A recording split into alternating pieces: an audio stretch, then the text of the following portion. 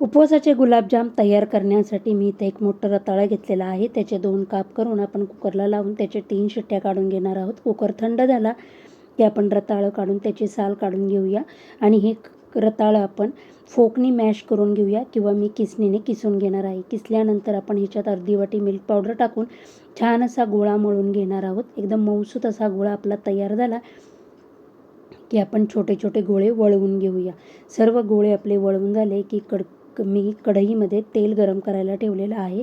त्याच्यामध्ये आपण एकसारखे असे तळून घेऊया. तुम्ही पाहू शकता आपला एकही गुलाबजाम फुटलेला नाही आहे. आणि आता आपण पाक तयार करायला घेणार आहोत. पाकासाठी मी इथं 1 वाटी साखर, 1.5 वाटी पाणी टाकून त्यामध्ये केशर आणि विलायची पावडर टाकून आपण 1 तारी पाक तयार करणार आहोत. आपला पाक तयार झाला की त्याच्यामध्ये गुलाबजाम टाकून 1 तासासाठी मुरण्यासाठी ठेवणार आहोत. आपले उपवासाचे गुलाबजाम तयार झाले आहेत.